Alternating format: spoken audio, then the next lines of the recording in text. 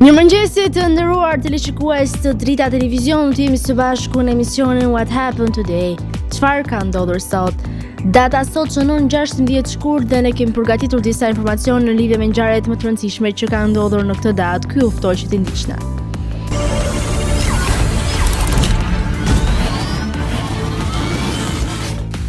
16 shkurti është dita e 47 e kalendarit gregorian.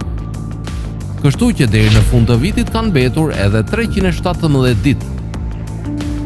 Ngjarje 1568. Inkuzicioni e gjithë popullata e Hollandës u dënua me vdekje nga Kisha Katolike Romake në akuzën për herezi. 1899.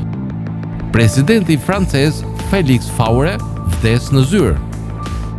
1899. U themelua klubi i parë islandez. 1937. Wallace H. Carothers fiton patentën për nailonin. 1945. Forcat amerikane rimorën nga dishullin Batan. 1959. Fidel Castro bëhet kryeministër i Kubës, pasi presidenti Fulgencio Batista u rrëzua nga froni më 1 janar. 1961. Programi Explorer u lançua Explorer 9. 1985. U themelua lëvizja Hezbollah. 1999. Shumë ambasada në Europë u morën në duar të pegmarrësve kurd pasi që Turqia arrestoi udhëheqësin kurd Abdullah Öcalan. Me ngjarjet më të rëndësishme të kësaj date dhe do të kthehemi në vitin 1923, kur Egjipti modern mori frymën e tij të ri. Ushtrimet britanike e njohën pavarësinë duke hapur rrugën drejt një identiteti të ri dhe krenar, të riformonte një histori të tërë. Në vitin 1986, Mikhail Koprivec hapi dyert për një epokë reformat duke shpallur glasnost, ide që do të ndryshonin mënyrën e funksionimit të një imperi të lashtë. Në vitin 2005, ndërkombëtarizmi u shfaq përmes Kyoto Protocol, një marrëveshje që u dedikuar ruajtjes së mjedisit dhe luftës kundër ndryshimeve klimatike globale. Dhe në vitin 2021, me guximin e njeriut për të tejkaluar kufit, NASA zbarkoi me sukses Perseverance në Mars, duke hapur një kapitull të ri në udhëtimin ton ndërplanetar. Lindje 1941. Lindi Kim Jong II, pris komunist i Koreas Veriore. 1980.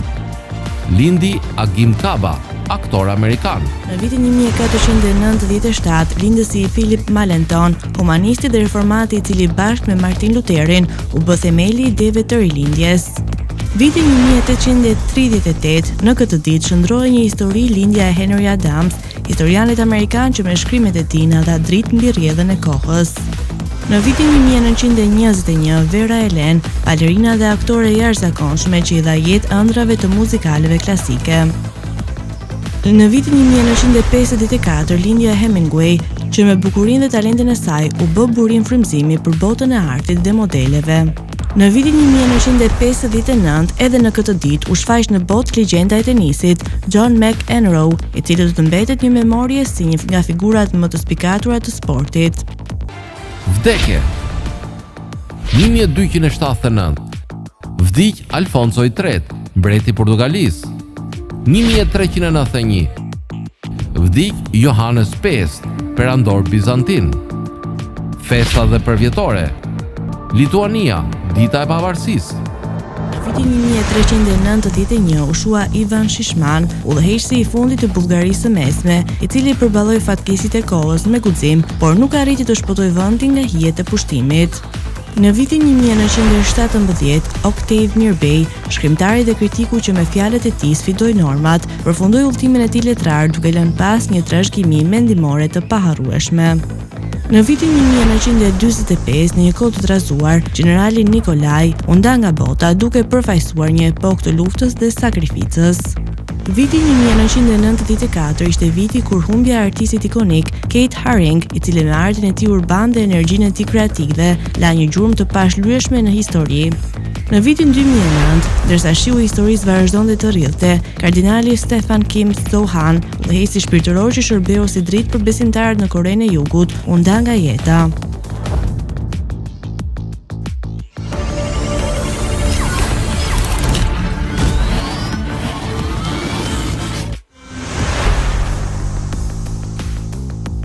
Ndërkohë kemi përgatitur për ju biografinë e Roger Dean Miller, i cili ka qenë një kantautor i njohur amerikan. Ju ftoj që ta ndiqni.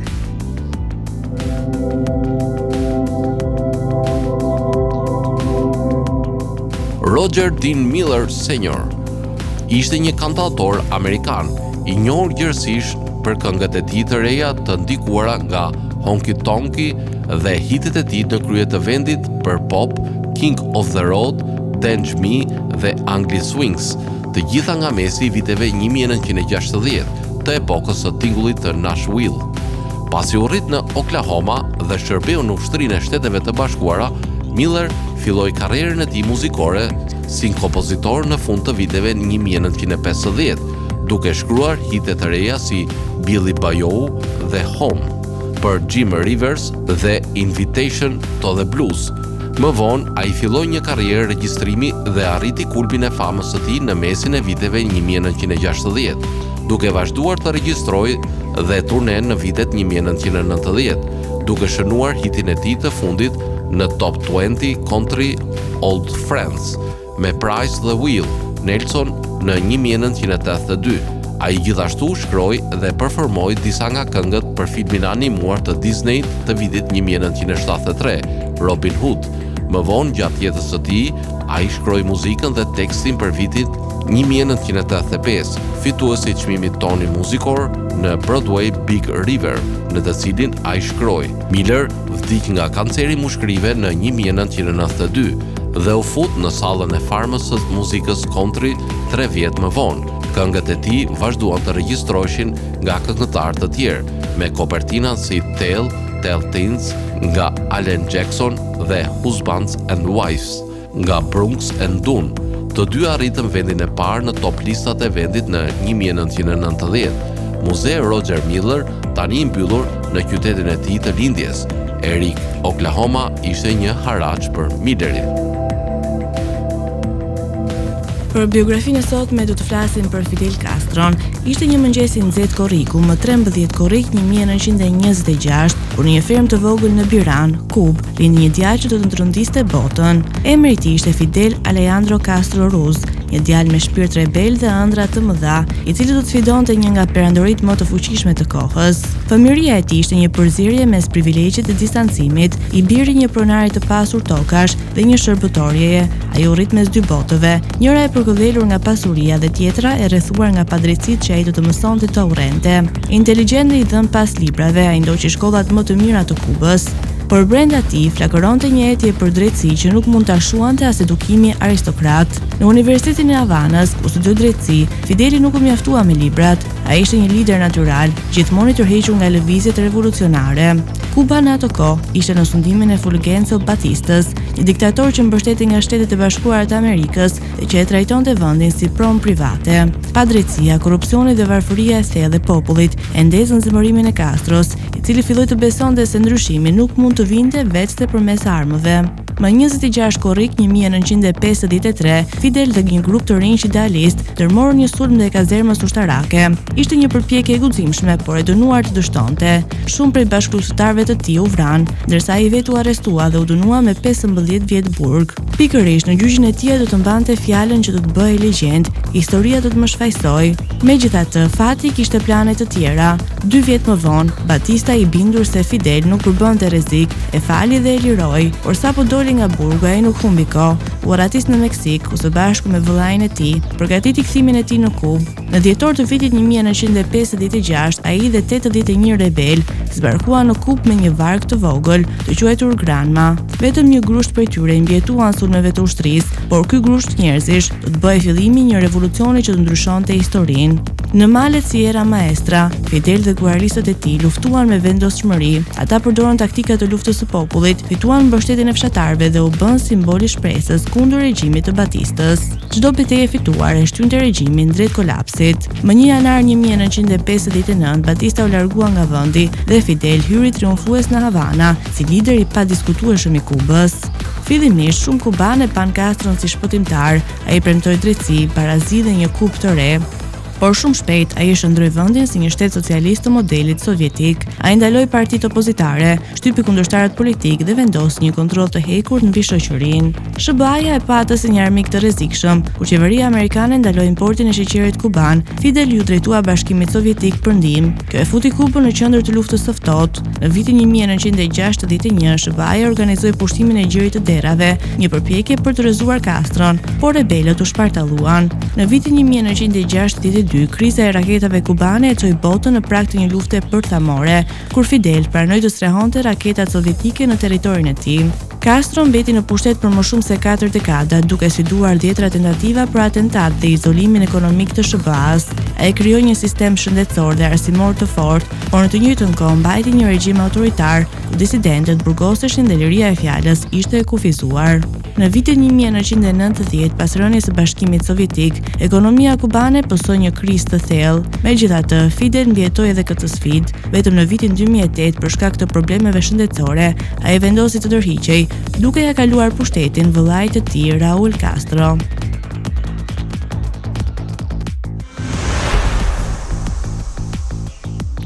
Filmat në ditët e sotme shikohen nga të gjithë, por a dim se kur dhe ku ndërtua studio e parë këtyre filmave?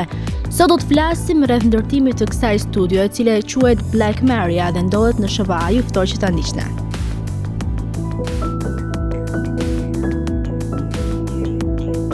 Në 1893, studioja e parë e prodhimit të filmit në botë, Black Maria, ose teatri kinematografik, u përfundua në mjediset e laboratorëve të Edisonit në West Orange, New Jersey, me qëllim të krijimit të shiritave filmik për kinetoskopin.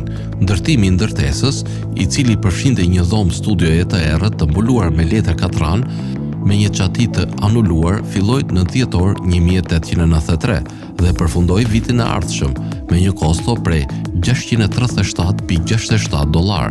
Në fillim të majit 1893, në Institutin e Arteve dhe Shkencave në Brooklyn, Edison krijoi demonstrimin e parë publik në botë të filmave të xhiruar duke përdorur kinetografin dhe Black Maria me një shikues me kinetoskop. Filmi i ekspozuar tregonte 3 persona që pretendonin se ishin farkëtar. Annabelle Whitford, duke bërë kërcimin e saj të fluturave, e regjistruar në studion e Edisonit Black Maria. Filmat e parë të realizuar në Black Maria u depozituan për të drejtën e autorit nga W.K. Dixon në Bibliotekën e Kongresit në gusht 1893. Në fillim të janarit 1894, regjistrimi kinetoskopik i Edisonit të një teshtitjeje, i njohur ndryshe si teshtitja e Fred Ott, ishte një nga seritë e para i filmave të shkurtër të realizuar nga Dixon për kinetoskop në studion e Edison Black Maria, me shokun e tij asistent Fred Ott. Filmi i shkurtër u realizua për qëllime publiciteti, si një seri fotografish statike për të shoqëruar një artikull në Harper's Weekly. Ishte filmi më i hershëm i regjistruar për të drejtat e autorit, i përbërë nga një regjistrim optik i Ottit, që teshtinte në mënyrë komike për kamerën.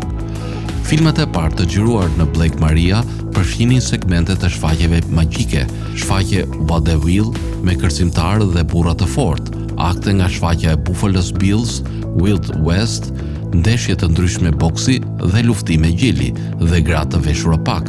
Megjithatë, shumë nga imazhet e hershme, lëvizje të Edisonit të lëshuara pas vitit të 1895 ishin aktualitete, jo fiktive të filmuara në vetëndodhje, pamje të pjesëve të zakonshme të jetës, skena rruge, aktivitetet të policisë ose zjarr fiksëve, ose pamje të një treni që kalonte. Të shtunën më 14 prill 1894, kinetoskopi i Edisonit filloi funksionimin tregtar. Vëllezërit Holland hapën sallonin e parë të kinetoskopit në 1115 Broadway në New York City dhe për herë të parë ata ekspozuan në mënyrë komerciale filma, siç i njohim ne sot, në arkadën e tyre argëtuese.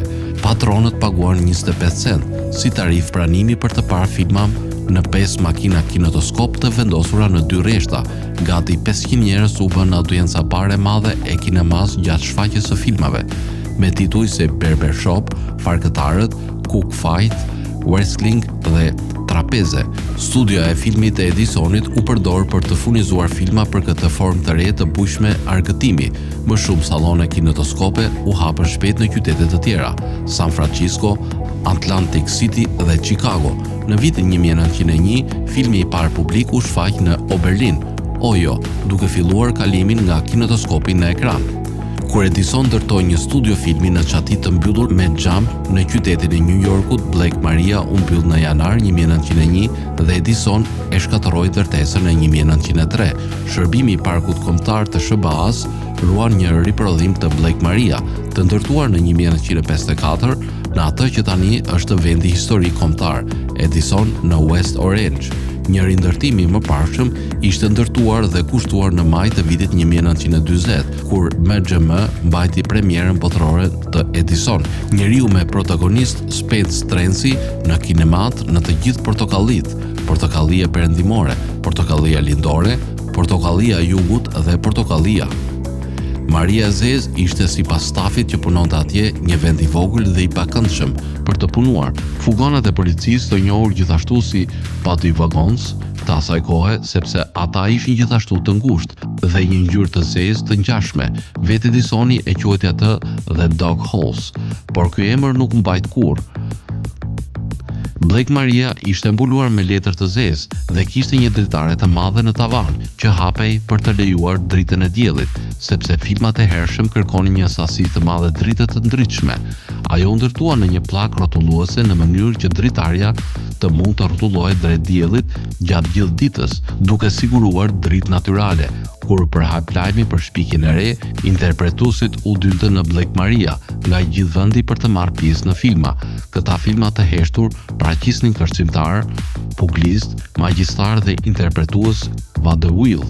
Paraqitjet e tyre në studio u përdorën si mundësi publiciteti nga Edison, i cili shpesh pozonte me interpretuesit për artikuj gazetash. Do të vijmë në rubrikën Kuriozitete, ku sot të flasim për vendin që mund të jetosh në 11 kohë të ndryshme njëkohësisht. Imagjinoni këtë skenar: ju jeni në Moskë duke shijuar mëngjesin tuaj në orën 8, ndërkohë në Vladiskov njerëzit janë duke u përgatitur për darkë, sepse atje është ora 5 pasdite. Dhe në Kamatsk, e po atje nata ka rënë prej kohësh. Mirë se vini në Rusinë gjigande, vendin e vetëm në botë që shtrihet në plot 11 zona kohore. Ky është një rekord absolut, sepse asnjë vend tjetër nuk ka një shtrirje kaq të madhe në hapësirë dhe në kohë. Rusia është vendi më i madh në botë me një sipërfaqe prej mbi 17 milion kilometra shkatror, që shtrihet nga Europa deri në Azinë e Largët. Për këtë arsye ajo përfshin zona kohore në perëndim deri në lindje.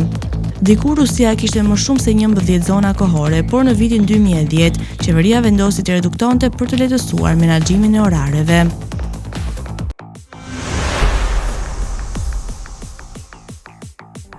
Tani do të kalojmë në rubrikën edhe shëndeti. Sot kam përzgjedhur për të folur e vlerave ushqyese të mjaltit. Mjalti përmban shumë vlera ushqyese. Në përbërjen e tij ka enzima, aminoacide, vajra esencial, vitamina dhe minerale, vitamin B1, B2, B5, B6, C, D, K. Për sa i përket mineraleve, natrium, kalium, kalcium, fosfor, magnez, hekur, zink, jod, bakër, krom dhe përbërës të tjerë. Vitaminat B, përkatësisht B1, B2, B3, B4, B5 dhe B6 përmirësojnë aktivitetin e trurit dhe funksionin e mëlçisë. Gjithashtu, kanë një efekt pozitiv në rritjen e flokëve. Vitamina C rrit rezistencën e trupit ndaj baktereve dhe viruseve dhe gjithashtu pastron trupin nga toksinat e dëmshme. Vitamina A ose beta-karoteni është e përfshirë në rregullimin e sistemit hormonal, gjithashtu përmirëson dhe shikimin. Vitamina E parandalon plakjen e parakoshme. Natriumi përmirëson tretjen.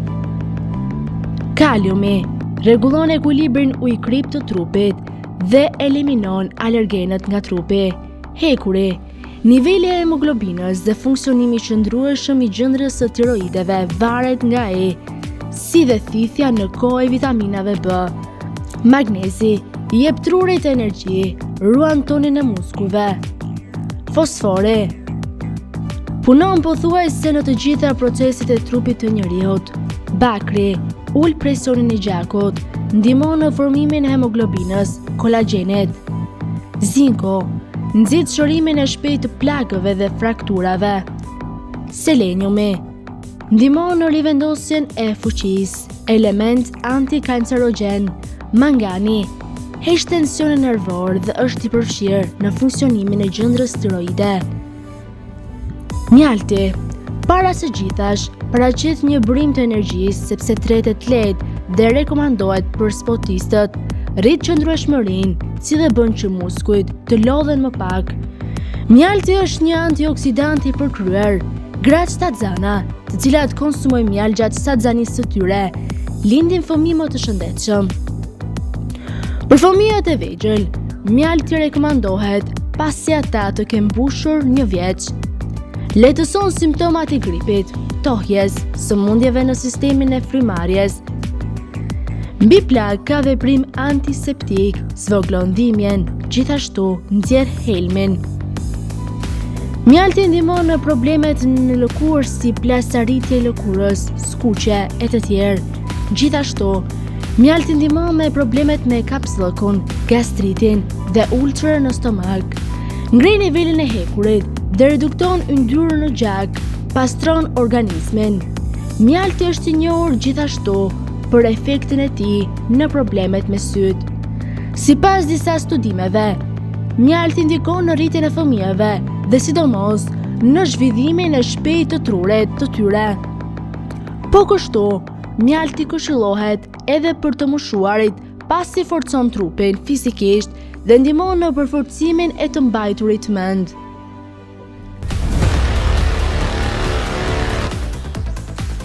Tani u ftoj të ndiqni parashikimin e motit në territorin shqiptar.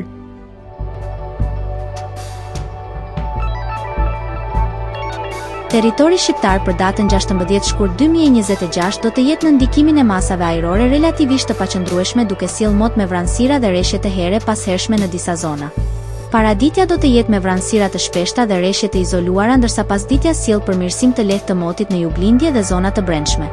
Temperatura minimale pritet të zbresë deri në 1 gradë Celsius ndërsa ajo maksimale do të arrijë deri në 14 gradë Celsius. Gjatë ditës priten intervale me diell kryesisht në juglindje dhe jug të vendit. Era do të fryejë lehtë nga drejtimi veriperëndimor me shpejtësi 2 deri në 5 metra për sekond. Deti do të ketë dallgëzim të ulët deri mesatar rreth 2 ball. Indeksi ultraviolet për Tiranën më 16 shkurt 2026 pritet të jetë i ulët rreth 2. Sipas të dhënave astronomike, lindja e diellit në Tiranë do të jetë rreth orës 6:27 minuta, ndërsa perëndimi rreth orës 17:22 minuta. Temperaturat minimale dhe maksimale për disa qytete kryesore të Shqipërisë do të jenë si më poshtë. Shkodër 4 deri në 12 gradë Celsius. Kukës 2 deri në 10 gradë Celsius. Peshkopi 3 deri në 10 gradë Celsius. Tiranë 8 deri në 13 gradë Celsius. Durrës 8 deri në 13 gradë Celsius. Kavaj 6 deri në 13 gradë Celsius. Elbasan 8 deri në 12 gradë Celsius. Berat 6 deri në 14 gradë Celsius. Korçë 1 deri në 9 gradë Celsius. Vlorë 10 deri në 14 gradë Celsius. Gjirokastër 6 deri në 12 gradë Celsius. Sarandë 8 deri në 14 gradë Celsius. Tani u ftoj të ndiqni parashikimin e motit në territorin e Kosovës. Territori i Kosovës për datën 16 shkurt 2026 do të jetë në ndikimin e masave ajrore të paqëndrueshme duke sjellë mot me vranësira dhe rreshje shiu në disa zona. Paraditja do të jetë me rreshje të here pas hershme ndërsa pasditja sjell intervale më të qeta në disa qytete. Temperatura minimale pritet të zbresë deri në -1 gradë Celsius, ndërsa ajo maksimale do të arrijë deri në 11 gradë Celsius. Era do të fryejë lehtë nga drejtimi perëndimor me shpejtësi 2 deri në 4 metra për sekond. Indeksi ultraviolet për Prishtinën më 16 shkurt 2026 pritet të jetë i ulët rreth 1. Sipas të dhënave astronomike, lindja e diellit në Prishtinë do të jetë rreth orës 6:24 minuta, ndërsa perëndimi rreth orës 17:15 minuta. Temperaturat minimale dhe maksimale për disa qytete kryesore të Kosovës do të jenë si më poshtë. Mitrovica 0 deri në 7 gradë Celsius. Podujev -1 deri në 7 gradë Celsius.